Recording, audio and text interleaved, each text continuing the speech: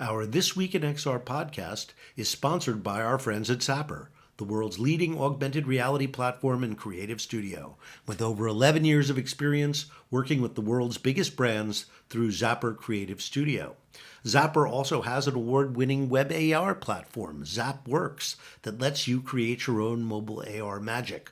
Finally, check out their Zap Box, the most affordable mixed reality headset on the planet. Start creating AR over at zap.works or talk to them about your next AR project at zapper.com. Good morning, everybody. I'm Charlie Fink with Ted Shilowitz. It's This Week in XR, Friday, September 9th, 2022. Good morning, Ted. Morning, Charlie. Nice to see you outside today. Looks like you're finally taking a well-needed vacation. Yeah, we're here we're here in Taos for a destination wedding. I don't know if you heard the crowing behind me. This particular Airbnb is in the kind of more rural part of Taos. I can see that. Yeah. And the people behind us have chickens. Nice. Yeah, it looks like a nice little place to get away. I'm glad. Yeah, it's a sweet Airbnb. We're moving to the show hotel, so to speak, for the wedding today. But let's get to the news. Not a super busy news week. After Labor Day, I was kind of surprised because usually after Labor Day, there's a big push of news, but not so this year. A few interesting things to talk about this morning, though. I mean, the biggest news was Varjo, snagging another 40 million. It was not an up round. They've raised about 200 and something million so far. But their headset is dizzyingly good. Yeah. I mean, literally, you're sitting there doing Microsoft Flight Simulator, and it's just too real. It's just too real. The technology is remarkable. It requires a lot of GPU power to pull off that trick. Yeah, you can't do it. Can't do it without a pretty robust PC. Yeah. So in other news, we got a few announcements from China this week, which is interesting because we really don't know a lot about the XR industry in China other than what Alvin Graylin of HTC tells us. And of course, Alvin has been on the show and is a lovely guy. Yeah. But China is the biggest country in the world, and we just don't really know. It's rather opaque to us. You remember they said they were all in on VR in 2016. They built a VR theme park, which was just meh. Mm-hmm. And now they're announcing that they're all in on the metaverse and digital humans, and they are encouraging startups and existing companies to embrace that, which of course Tencent already has. Okay. So it'll be interesting to see what really comes out. It would be presumably a completely separate metaverse, probably with unique protocols than the one that we're trying to build here. Yeah, I mean, obviously Tencent and ByteDance might be the biggest players in this world, right? In terms of massive amounts of capital and understanding deployment of resources. But I think you're largely correct about, the China syndrome, as we would call it, is they make their own rules, define their own approaches to things, but definitely track trends. If this is a trend, if all things related to Web3 are something that they think are going to be important, they will invest huge amounts of capital. Yeah, that seems to be what the announcements indicate, but we'll have to see how it starts to unload. Yeah. So there was the Code conference this week. Yes. And Evan Spiegel of Snap was on stage with Kara Swisher and Scott Galloway, a rather, I would say, on his part, brave move following the layoffs of 20% of his workforce to 1,200 people, at a time when his stock prices really cratered. Their stock has fully cratered, right? And now with their valuation at 20 billion, which is really pocket change for a company like Google or Apple, there's been a lot of rumors of possible acquisitions or even hostile takeovers. He emphasized at the conference that he has absolutely no interest in selling the company. He just bought the most expensive piece of real estate in LA. He's not hurting for money personally. So I think he's going to hang in there. He also doubled down on being a camera company and augmented reality, which he is passionate about. And you've got to admire that because, AR hasn't, shall I say, exploded outside of Snap as we thought it would. Sort of blossomed into the economic panacea that many thought it would be, right? Yeah. I mean, it's a long road, and I think that's more about timing than the eventual endpoint of AR. But, at the moment, it isn't an economic engine. Pokemon Go is the clearest example of somebody who's figured out how to harness the power of augmented reality. although Snap obviously would be the next largest company. I know they would love a piece of the revenue that Pokemon Go generates, which, by the way, is far greater than the revenue generated by all of Snapchat with its Absolutely. 350 million users. Right. Yeah. So, I mean, as we were talking before, maybe buying the biggest piece of property in all of Los Angeles might not be the best look when your stock is at like a I tenth of think, the I price it think, was a month well, ago. here's what he did following the layoff. He sent an email. This is Alex Heath reporting in The Verge. He's got some inside scoop on Snap, as he always has, which is great. And he got a hold of an email that he sent to the company the Monday after the layoffs, which basically said that he felt like he was punched in the face, that, the company is suffering is something that he takes personally. Yeah. And then he predicted they were going to grow 30% and start generating real revenue with subscriptions. So, I mean, the way I read that is, if I'm sitting in my Snap cubicle or open floor plan and I'm thinking about how much wealth I've generated for Evan, and how my friends who have been laid off were thanked in the worst possible way, Mm. um, that can't be good for their future. Yeah. Maybe The the stock time. options that people have gotten are largely worthless. So I think they're going to see an exodus of talent. There's just too much demand for talent, particularly in immersive media, for people to simply hang out there in a difficult circumstance. I've been through and participated in many reorgs, and Right. they are painful as hell. Well, and being in this lane as long as you and I have, we remember X amount of years ago, I won't even remember how many years ago, when Facebook was really, really interested in buying Snap and made offers that kept moving higher and higher and higher. And Evan just flat Yeah, out he did not was do interested. the and he did not need the kind of help that Not at that point. Brendan Uribe and you know um, Palmer Luckey. Luckey had. Yeah, I mean, that company, it's really interesting if you read the book um, by Blake Harris, History of the Future. Mhm. I mean, there was no way they were going to make it. Their Kickstarter project was terrible. Actually was the beginning of VR winter when it came out in 2016. You couldn't see your hands.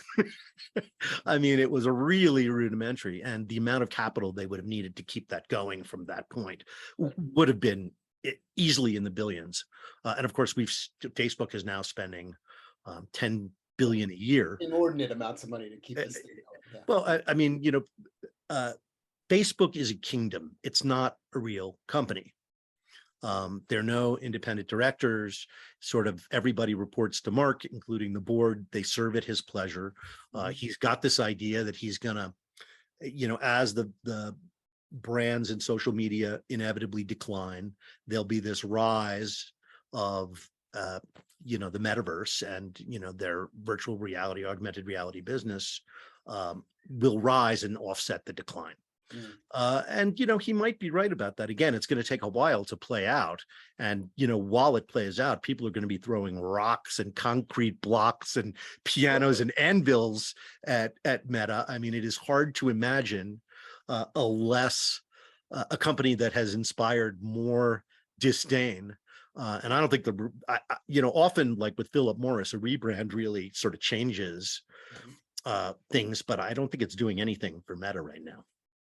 Yeah, I mean, as using computer reference, I think there's a very binary outcome coming, right? Either he's 100% right and he made the right bet and he's putting the right resources against it, or he's largely wrong and his company will continue to dwindle and shrink. And it may follow the line of Snap, where it just ends up sort of having multiple crater effects, and it just can't. Well, needless to say, I really hope not. I like the people who work there, even though I don't like the company. We wouldn't be talking today if it weren't for their acquisition of Oculus and their incredible investment. They're even coming out with a high-end headset next month, which I guess they're going to figure about a month unveil from it, now, Connect October in 11th, October. they'll do their virtual Oculus Connect because, well, and look, I think that's an interesting sort of moment in time, right? They see no need and no propensity to do an in-person conference, even mostly post-COVID. They are fully leaned into the idea that we can do a virtual conference and the virtual world is going to be just as valid as the real world, where you and I that live in both sides of it kind of argue the other way. We really like to go to Southwest and NAB and CES. We like the the personal dynamics of that. But we're at an age, we're not our kids, and we're not Yeah. eventually our grandkids, right? So It's it's an funny, interesting. in So, contrast, this week, was the big Apple annual developer conference where they yes. unveiled the iPhone 14 and said absolutely nothing about their pending AR device, which is interesting. As an Apple watcher, how do you take that? Well, and I've said this a lot over the past couple of years that you and I have been doing this. I think whatever speculation the world puts on a timeline, it's coming in 2022, it's coming in well, let's go back. It's coming in 2021. That's coming in 2022. Now maybe coming in 2020, late 2022 or early 2020. I think that Apple has a really good understanding of what market dynamics are and what users will want to do and how they want to do it. And as a company that focuses on product delivery best of breed, they will keep iterating and keep working on something until they feel like they've got a Apple experience, a Macintosh experience on your face that is something that they can successfully market and truly believe in. And I don't think they believe in the sort of sideshow dynamics and the small but growing, market of what virtual reality and even mixed reality is today, enough that they're ready to release a product that is only marginally better than what is out in the world, right? Look, they're way into wearables. Watches turned out to be a tremendous business for them. And now they're introducing a ring sensor that will, track your health and, your body in real time, which clearly is a very big business. Fitbit sold to Google for over $1 billion. So, this is, people want health information. It seems to be the universal must have. So I've often said, oh, it'll be telepresence, oh, it'll be media consumption, but I think it actually may be health. Yeah, and I do believe that the next visual experience is coming from Apple, and it will be remarkable when it comes. I tend to have this very sort of layback view, probably because I spent a lot of time in that culture and with those people, that they don't release things before they're ready, right? And ready is a big step for them. So it could be a while, but I think there's a lot of predictive knowledge that sometime this year we will see a first attempt at it. But I do not hold 100% guarantee on that logic at all. Well, Bob Scoble has been predicting the introduction of the AR device since 2020 or 2019, and they've confounded him every year since. But he is an astute Apple watcher, and he's pretty sure about this one. And as is the analyst Kuman King, that if I'm pronouncing his name correctly, is an Asian tech writer who has unusual visibility inside of what's happening at Foxconn and other people in the Apple supply chain. So that gives him a unique view. And he's been saying almost for the past 2 years that they're working on it. They're testing the, how it could be manufactured. That's pretty far along. Yeah. My sort of contrarian view is I would just be prepared for it to take longer than you think for them to put this out into the world. So here's a question about the metaverse and Apple. Yeah. Now, Tim Cook has said they have no interest in the metaverse, which makes sense because they're going to take the App Store and just expand it. It's a great business for them. It's established. They know how to do it. But there will be a browser, obviously. And that browser presumably should let you participate in whatever web-based metaverse there will be. And despite Meta's efforts, I think they realize too that there's got to be more access than VR headsets. You've got to be able to use a handheld device like a smartphone. You've got to be able to navigate on a PC. VR is just not going to get big enough to accommodate all of the metaverse on its own. So, this idea that there will be many metaverses and you can teleport between them is pretty compelling. But it seems like if that's going to happen on Apple devices, it's going to be entirely based on the browser. Yeah, and for me, and again, this is something you and I have discussed a lot as well. This is a lexicon discussion, not a technology discussion, and not a forward progress discussion. We have, landed on this term from Neil, the metaverse. And I take this very, very, very broad view of what the metaverse is. The metaverse is anything that is connected via technology, as far as I'm concerned. It has less to do with the, like the Matthew Ball approach to this, and we're both, big fans and respect. Well, and he's been on the show twice. So on this, but I do not sort of subscribe to the theory that the metaverse is a whole sea change in the visual experience of what we already do today. It's just an evolution of what we do today, and it's going to be 2D, and it's going to be video, and it's going to be 3D. It's not going to be this huge change. Now, right. Underlying what we do with what we call Web3 and the crypto tenants and the blockchain tenants and the decentralized tenants are a big deal and changing things. But like, I would consider that you and I both do this on Zoom and on, we deliver it as an Apple podcast and a number of other, and we put clips on TikTok and we put clips on YouTube. It's already the metaverse. It's just a word. It doesn't, it's like, it's just, I often tell people in my consulting business, because, people are terrified they're going to be left out. It's like 1995 and having an email address. Right. And, the thing is, you're not behind.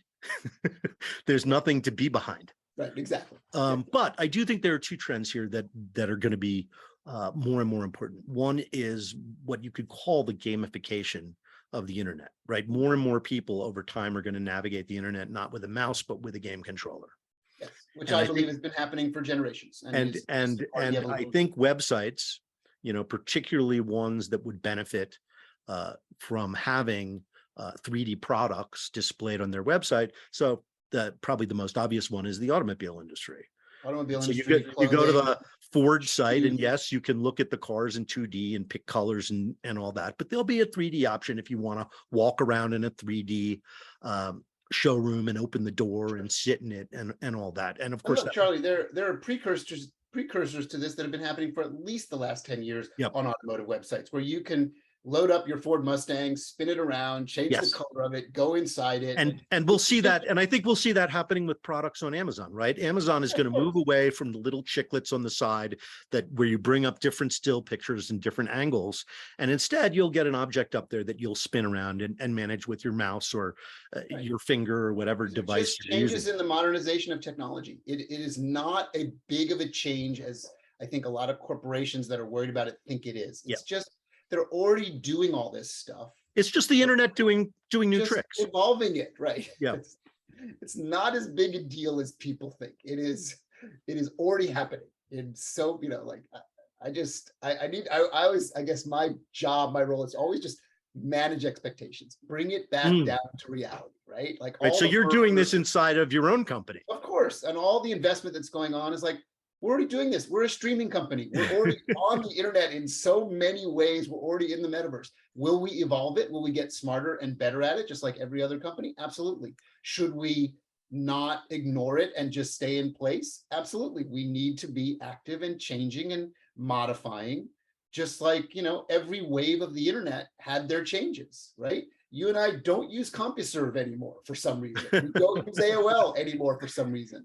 Those were all early stages of what we now call the metaverse, which we used to call the World Wide Web. Well, and also let's be clear, the metaverse will contain today's internet, as well as, the digital twin of the physical world. But these are things that are going to take a long, we talked to, Matt Meisnikes and John Guetta, and the kind of things they're talking about are going to take quite a while. Yeah, and everybody's working on something that is an independent piece of this that will all get glued together in a tapestry, just like we do now, right?